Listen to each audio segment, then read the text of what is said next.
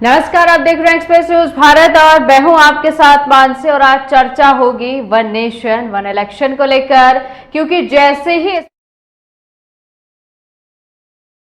उसके बाद से ही ये विषय सियासत का एक मुद्दा बन गया और सियासत और राजनीति जमकर होने लगी कि क्या वन नेशन वन इलेक्शन का ये प्रस्ताव संसद में भी पास हो जाएगा। क्या हमारे देश में लोकसभा और विधानसभाओं के चुनाव एक साथ होंगे। क्या ये इतना बड़ा संशोधन इसको संविधान में कहें या इतना बड़ा कदम कहें मोदी 3.0 का, क्या ये पास हो पाएगा क्योंकि उसको लेकर लगातार सियासत हो रही और विपक्षी पार्टियां इसको घेर रही हैं। उनका कहना है कि इतना ज्यादा खर्चा करने की आखिर जरूरत ही क्या है, और ये बिल्कुल हम इसके खिलाफ है, क्योंकि वन नेशन वन इलेक्शन कोई छोटी चीज नहीं है, क्योंकि अर्थव्यवस्था पर इसका बहुत ज्यादा असर पड़ेगा और क्या कुछ मायने निकलेंगे इस मुद्दे के। क्योंकि फिलहाल वन नेशन वन इलेक्शन तो चर्चाओं में, आम आदमी से लेकर राजनीति के बड़े दिग्गजों तक सबके मुंह पर सिर्फ एक बात है कि क्या वन नेशन वन इलेक्शन पास हो पाएगा या नहीं हो पाएगा। और इसी बात और इस मुद्दे को लेकर हम चर्चा करेंगे अपने डायरेक्टर इफ्तिकार त्यागी के साथ और सभी सवालों का सटीक उत्तर जानेंगे कि वन नेशन वन इलेक्शन होने से क्या बदलाव होगा, क्या फायदे होंगे और क्या नुकसान होगा, और सबसे बड़ी बात कि क्या आम जनता वन नेशन वन इलेक्शन के मुद्दे को पचाएगी, इसे स्वीकार करेगी या नहीं करेगी।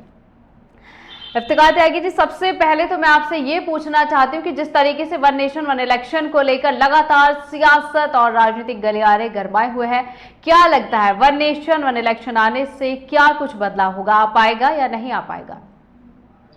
बिल्कुल, देखिए, वन नेशन वन इलेक्शन जो है वो मोदी सरकार का एक एजेंडा था और उसमें घोषणा पत्र में इन्होंने शामिल किया था। और इसका मतलब ये है वन नेशन वन इलेक्शन का, अगर सादे लफ्जों में आप जानना चाहें, एक साथ एक ही बार चुनाव किए जाएं, चाहे वो चुनाव लोकसभा के हों, राज्यसभा के हों या पंचायत चुनाव हो या नगर निगम के चुनाव हो। लेकिन इससे ये बड़ा जटिल प्रक्रिया है, इतना आसान नहीं है। सिर्फ कैबिनेट से मंजूरी मिल जाने से कोई भी प्रस्ताव एकदम पारित इसलिए नहीं हो सकता है कि इसमें संविधान संशोधन की जरूरत पड़ेगी और संविधान संशोधन कराना इतना आसान नहीं होगा। भले ही सरकार अपनी पीठ थपथपा रही हो कि उसके सहयोगी दलों ने भी कैबिनेट में इसको सपोर्ट किया है, लेकिन इतना आसान नहीं होगा। कई सारी चुनौतियां इसके सामने हैं और खास तौर से आपको इस जानकारी देते हुए चलूं कि इस प्रस्ताव को पारित करने के लिए सभी राज्य सरकारें जो हैं उनसे भी इसका अनुमोदन कराना जरूरी होगा। और देश भर में कई जगह विपक्ष की सरकारें हैं और कई जगह केंद्र शासित प्रदेश जो हैं उनमें भी इसका अनुमोदन कराना जरूरी होगा। तो इतना आसान नहीं है अभी, और कई सारे मंचों पर भी इस पे अभी आम सहमति बनानी है, क्योंकि विपक्षी पार्टियां जो हैं उस पर कहीं ना कहीं सवाल खड़ा कर रही हैं, कई सवाल इस पर हैं अभी। तो सिर्फ कैबिनेट की मंजूरी है, इसके अलावा अभी कुछ नहीं है। ठीक है सर, सबसे सही बात जो आपने कही कि एक जटिल प्रक्रिया, इतना आसान नहीं होगा, क्योंकि अगर लगातार इतना खर्च आप सिर्फ चुनाव पर करेंगे तो इसका अर्थव्यवस्था पर फर्क पड़ेगा। सर, इसमें दो पहलू फिलहाल देखने लायक है। सबसे पहला पहलू तो इसमें यह है कि सत्ता पार्टी को लग रहा है कि पिछले जो चुनाव अभी हुए हैं, अगर वन नेशन वन इलेक्शन जो बिल है वो पास हो जाता है, कानून बन जाता है, तो पिछले जो चुनाव हुए कुछ जो कमियां रही जो बीजेपी पार्टी नहीं कर पाई, क्या पता वो आगे इलेक्शन में आने से करे। और विपक्ष को भी कहीं ना कहीं ऐसा लग रहा है कि जो परफॉर्मेंस उनकी इस चुनाव में डगमगाई हुई थी, उनको परफॉर्मेंस इंप्रूव करने का मौका मिले। क्या लगता है आपको? इन दो पहलू पर थोड़ा विश्लेषण करें। नहीं मानसी, इसमें समझने वाली बात यह है कि ये इतना अभी आसान नहीं है। इस इलेक्शन में तो नहीं, अगर सब चीजें हो भी जाती हैं तो कम से कम इसको लागू करने में 3 से 4-5 साल भी लग सकते हैं। हम अगर उम्मीद करें कि ये प्रक्रिया लागू भी हो सकती है तो कम से कम 2029 तक हमें जाना पड़ेगा, तब जाके होगी। अभी तो आप समझिए हमें एक साझा वोटर लिस्ट बनानी पड़ेगी, साझा पहचान पत्र बनाने पड़ेंगे और इस पे एक बाकायदा एक कमेटी बनाई जाएगी, कमेटी राय देगी क्या करना है, कैसे करना है। तो ये इतनी आसान नहीं है जितना अभी लग रहा है, जितना मीडिया इसको दिखा रहा है कि इतनी जल्दी से ये हो जाए। ये बहुत जटिल प्रक्रिया है और इस प्रक्रिया को इतनी आसानी से नहीं किया जा सकता है। अभी इसमें कैबिनेट, अभी सरकार इसको संसद सत्र में लाएगी और शीतकालीन सत्र जो है उसमें रखेगी, लेकिन सबसे पहले तो वहां से पास कराना और फिर संविधान में संशोधन करना। तो संविधान संशोधन इतने आसान नहीं होते हैं। आपने देखा होगा हमारे यहाँ कई सारे विधेयक जो हैं वो बहुत दिनों से पेंडिंग पड़े हुए हैं। आप देख लीजिए अभी महिला विधेयक का क्या हश्र हुआ है, अब तक लागू नहीं हुआ है। तो इतना आसान नहीं है। अभी सारी राज्य सरकारों के पास अनुमोदन के लिए जाएगा। आपको क्या लगता है, ममता बनर्जी जिसके साथ केंद्र की हमेशा खटपट रहती है, वो इसको लागू करेंगे या इसको अनुमोदित करेंगे? तो बहुत सारे राज्य सरकारें ऐसी हैं जहां विपक्ष की सरकारें हैं और कांग्रेस तो इसके अपोजिट में पहले से ही खड़ी है, तो विपक्ष की कई सारी जो पार्टियां हैं वो इसके खिलाफ हैं। तो ये इतना आसान नहीं है कि ये एक साल या इसी साल लागू हो जाएगा, बहुत जटिल प्रक्रिया है। बिल्कुल बिल्कुल और सर, बहुत सारी देखिए चुनौतियां इसके सामने हैं। जी आपने बिल्कुल सही कहा, लेकिन बीजेपी तो बिल्कुल कहते हैं ना मजबूती पकड़कर बैठे। बीजेपी का कहना है कि ज्यादातर राज्यों में उनकी सरकारें चल रही हैं, यानी कि उनके मुख्यमंत्री सरकार वो चला रहे। तो आपको नहीं लगता थोड़ी राहत जो है बीजेपी पार्टी के लिए आसान हो जाएगी? मान लिया कि संसद में इस बिल को पास ना किया जाए, विरोध में खड़े हो, लेकिन राज्यों का अगर अनुमोदन, 15 राज्यों का अनुमोदन चाहिए, इसमें सत्ता पार्टी कहती है कि हमारी सरकार चल रही है, तो आसान होगा हमारे लिए राज्यों से अनुमोदन लेना। नहीं, आप इसमें इसको इस तरह समझिए कि ये आम या साधारण बहुमत से ये विधेयक नहीं पास होगा। अभी संसद में पास कराना ही सरकार के लिए टेढ़ी खीर साबित होगा। अभी तो ये संसद के शीतकालीन सत्र में आएगा, तो आप देखना कि क्या स्थिति रहती है। उसके बाद ऐसा नहीं कि सिर्फ अगर एक दो राज्य भी इस पर इत्तेफाक नहीं करते हैं, साथ नहीं आते हैं, तब भी नहीं लागू हो पाएगा। ठीक है, ज्यादातर राज्यों में बीजेपी या बीजेपी के सहयोगी दलों की सरकारें हैं, लेकिन उसके बाद भी आप समझिए कि 7 से 8 ऐसे राज्य हैं जहां पर बीजेपी या उसके सहयोगी दलों की सरकार नहीं है, तो वो इसको नहीं लागू करेंगे। वो पहले ही इस पर नाराजगी जता चुके हैं। और इतना अगर आप इसको एक प्रक्रिया को समझें तो प्रक्रिया ये है कि अभी इसको संसद सत्र में पेश किया जाएगा। अब आप समझिए कि अभी पहला चरण पूरा हुआ है, पहला कदम उठाया गया है। इसके बाद इसको संसद के शीतकालीन सत्र में पेश किया जाएगा। उसके बाद अगर वहां से ये मंजूरी मिल जाती है तो फिर ये राज्यों के पास, सभी राज्यों सरकारों के पास अनुमोदन के लिए भेजा जाएगा। अब सभी राज्य सरकारें कितना समय लेती हैं, कोई तत्काल इसको सपोर्ट कर सकती है, कोई इसको पेंडिंग कर सकती है, कोई इसके खिलाफ जा सकती है। तो इतना आसान नहीं है, बहुत मुश्किल काम है। ठीक है सर, एक सवाल मैं आपसे और ये पूछना चाहती हूँ कि जिस तरीके से आप कह रहे हैं कि वाहवाही लूटने का काम है और जो मोदी कैबिनेट है वो अपनी पीठ थपथपा रही है कि देखिए नोटबंदी से लेके 370 से लेके 3 तलाक से लेके लगातार कितनी बड़ी चीजें हैं जो सत्ता पार्टी द्वारा की गई। अगर one nation one election bill संसद में भी इसको समर्थन नहीं मिलता है, आम जनता भी इसको स्वीकार नहीं करती, तो आप मुझे बताएं आपको क्या लगता है कि बीजेपी या फिर सत्ता पार्टी की छवि पर कुछ असर पड़ेगा? क्योंकि अभी तो पीठ थपथपाने का काम चल रहा है कि देखिए हमने अपने कैबिनेट से मंजूरी ले ली है लेकिन और बड़े चरण में बाकी, क्या परफॉर्मेंस पर या छवि पर असर पड़ेगा? नहीं, बिल्कुल कहीं ना कहीं फर्क तो पड़ता है, लेकिन सबसे बड़ी बात यह है कि सरकार जो है वो कहेगी भाई हमने तो प्रस्ताव पारित कर दिया है, हमने तो कैबिनेट से मंजूर करा दिया है, हम तो अब क्या करें, अगर हमारे पास उतने नंबर्स नहीं है, हम इसको पास नहीं करा पा रहे हैं, तो कहीं ना कहीं वो विपक्ष के सर ठीकरा फोड़ेगी। विपक्ष के अपने सारे कंसर्न है, विपक्ष के अपने सारे सवाल हैं, उनका जवाब देना इतना आसान नहीं है। हालांकि वन नेशन वन इलेक्शन ऐसा नहीं है कि देश में पहले भी हुआ है, 1951 से 1967 तक देश में वन नेशन वन इलेक्शन हो चुका है, लेकिन उस वक्त हालात बिल्कुल अलग थे। भारत की छोटी जनसंख्या थी, थोड़े राज्य थे।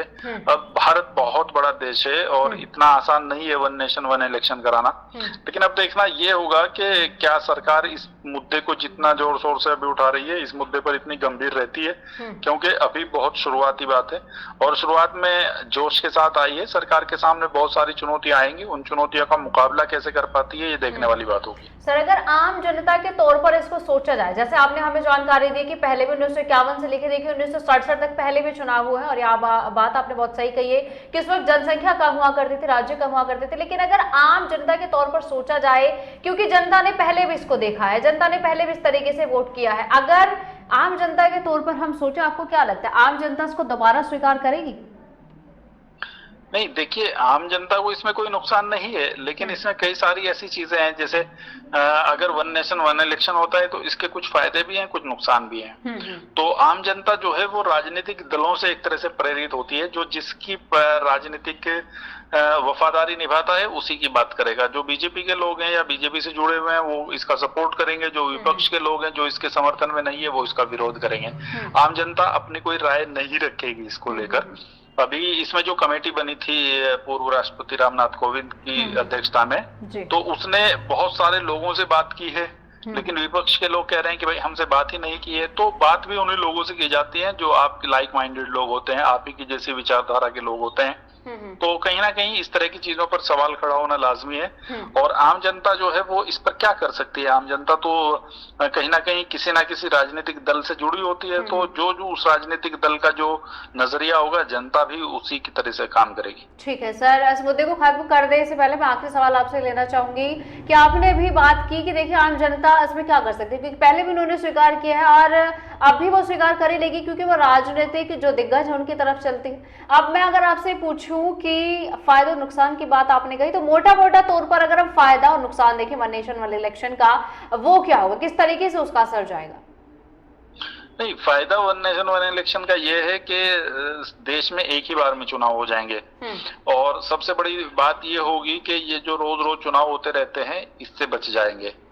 लेकिन अगर आप विपक्ष का जो सवाल है, वो विपक्ष का ये कहना है कि फिर हम 5 साल तक, अब देखिए जैसे राज्य सरकार और केंद्र सरकार एक साथ चुनाव हो गया तो फिर 5 साल तक सरकार जनता के पास कोई मौका नहीं है, तो निरंकुशता की एक भावना आएगी कि 5 साल बाद ही ये होगा। दूसरे कई सारे सरकार ऐसे कदम उठा देती है, जैसे भाई आप देखिए देश में तेल की कीमतें कितनी बढ़ रही हैं, लेकिन सरकार जो है अगर चुनाव होता तो तेल की कीमतें नहीं बढ़ाती। चुनाव के टाइम पे हमेशा तेल की कीमतें घटा दी जाती हैं 2, 4, 5, 10 रुपया। तो जनता को फायदा तब होता है कि जब चुनाव हो रहा हो, क्योंकि टैक्स नहीं बढ़ाए जाते हैं, महंगाई को कंट्रोल किया जाता है, जनता के लिए नई नई योजनाएं आती हैं। तो लेकिन अगर इन चीजों के लिए 5 साल इंतजार, अभी देश में कहीं ना कहीं चुनाव होता रहता है, तो इसलिए सरकारें जो है कहीं ना कहीं अपनी लोक लुभावन घोषणाएं करती रहती हैं। लेकिन फिर सिर्फ 5 साल में होगा तो कहीं ना कहीं सरकारें जो है वो 4 साल काम करेंगी और आखिर के 5 साल में इस तरह के जनहित के कदम उठाएंगी। तो ये सब सवाल हैं और मुझे लगता है कि इस पर इतना आसान नहीं है। और अगर कहीं हम देखें इसको तो 2029 के आसपास अगर सब कुछ सही रहा तो इसको होते हुए देख सकते हैं। ठीक है सर, एक आखिरी सवाल मेरा आपसे रहेगा कि फिलहाल जानकारी के अनुसार जानकारी हमारे पास आ रही है कि जातीय जनगणना पर भी काम शुरू हो चुका है। और जातीय जनगणना अगर करा दी जाती है तो संसद में सबसे पहले सीटों के परिसीमन पर काम होगा, यानी कि सीटें बढ़ाई जा सकते हैं। इसको लेकर आप क्या कहेंगे, क्योंकि एक तरफ तो कुछ लोग हैं जो चाहते हैं जातीय जनगणना हो, दूसरी तरफ कुछ लोग हैं जो नहीं चाहते कि जातीय जनगणना हो। आपको क्या लगता है कि जातीय जनगणना का जो प्रोसेस है, जो प्रक्रिया, उसको भी शुरू कर दिया गया, इसका क्या असर पड़ने वाला है?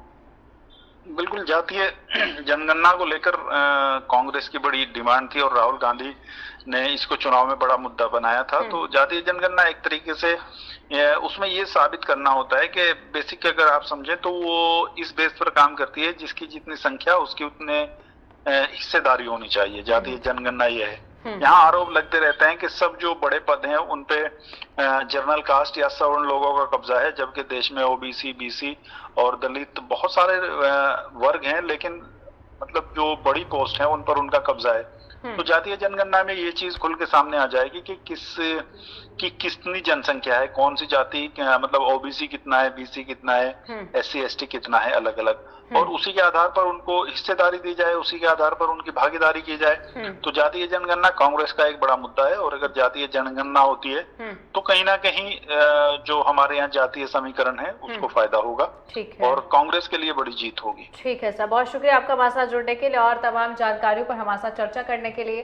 देखिए, फिलहाल हमने मोटा मोटा और ज्यादातर आपको समझाने की कोशिश की कि अगर वन नेशन वन इलेक्शन आ जाता है तो क्या होता है, क्योंकि जैसा हमारे डायरेक्टर ने हमें बताया कि सरकार के लिए एक बहुत बड़ी चुनौती, क्योंकि मात्र मोदी कैबिनेट से मंजूरी मिल जाना ये एक पहला चरण है, क्योंकि अभी ना जाने कितने चरण है, ना जाने में कितने मंचों पर इसकी चर्चा की जाएगी, संसद में किया जाएगा, 15 राज्यों से अनुमोदन लिया जाएगा कि क्या वन नेशन वन इलेक्शन लाया जा सकता है। लेकिन जिस तरीके से मोदी कैबिनेट की तरफ से बातें चल रही है कि या तो विधानसभाओं का कार्यकाल बढ़ाया जाएगा, अन्यथा लोकसभा का कार्यकाल घटाया जाएगा। और एक चीज मैं इसमें आपको एड ऑन करके बता देती हूँ कि वन नेशन वन इलेक्शन लाने के लिए हमारे संविधान में 18 संशोधन करने पड़ेंगे। जो आप बिल्कुल सही सुन रहे हैं, संविधान में 18 संशोधन करने के बाद ही वन नेशन वन इलेक्शन कानून बन पाएगा, वरना नहीं बन पाएगा। दूसरी तरफ बीजेपी कह रही है कि 7 राज्यों में हमारी सरकार है तो उसको लाने के लिए कोई बड़ी मुश्किलात नहीं होगी, 15 राज्यों से अनुमोदन लेना पड़ेगा, लोकसभा में 362 और राज्यसभा में 163 सदस्यों का समर्थन मिलना बहुत जरूरी है। अब देखिए, अगर इसके में कुछ पहलुओं पर चर्चा करूं तो वन नेशन वन इलेक्शन का मतलब मोदी सरकार का ये कहना है कि पूरे 5 साल देश में चुनाव चलते हैं, अगर केंद्र सरकार की तरफ से कोई घोषणा की जाती है, वो देश के हित में हो या नागरिकों के हित में हो, उस चर्चा अगर की जाती है और घोषणा अगर की जाती है, चुनाव के दौरान अगर घोषणा कर दी जाए तो न्याय उल्लंघन माना जाता है चुनावी प्रक्रिया का, कि इसमें उल्लंघन किया जा रहा है और इसका कई तरीके के प्रभाव पड़ते हैं, क्योंकि 5 साल चुनाव होना, इसका मतलब सरकार का ज्यादा समय और नागरिकों का ज्यादा समय सिर्फ चुनाव में चला जाता है। लेकिन अगर वही देश में एक ही बार चुनाव किए जाए तो उसमें नागरिकों के लिए भी फायदा होगा, सरकार के लिए भी फायदा, क्योंकि देश के लिए जो अन्य चीज है उन पर ध्यान देना होगा। लेकिन फिलहाल इन सभी मुद्दों पर चर्चा जारी है। विपक्ष लगातार हमलावर हो रहा है कि वन नेशन वन इलेक्शन नहीं आना चाहिए। आम जनता की क्या इसमें राय है, क्योंकि अभी और कई मंचों पर इसको लेकर चर्चा की जाएगी, इसको लेकर बातें की जाएंगी, क्या वन नेशन वन इलेक्शन वाकई भारत देश की जनता के फेवर में है या नहीं, या सिर्फ मोदी कैबिनेट से मंजूरी मिल जाना भी लग रहा है कि हम कहीं ना कहीं अपनी कवायद को पार करती बीजेपी या सत्ता पार्टी नजर आ रही है। इस चीज पर, उस खबर पर जितना अपडेट होगा वो भी हम आपके साथ जरूर साझा करेंगे। तब तक के लिए देखते रहिए एक्सप्रेस न्यूज पर।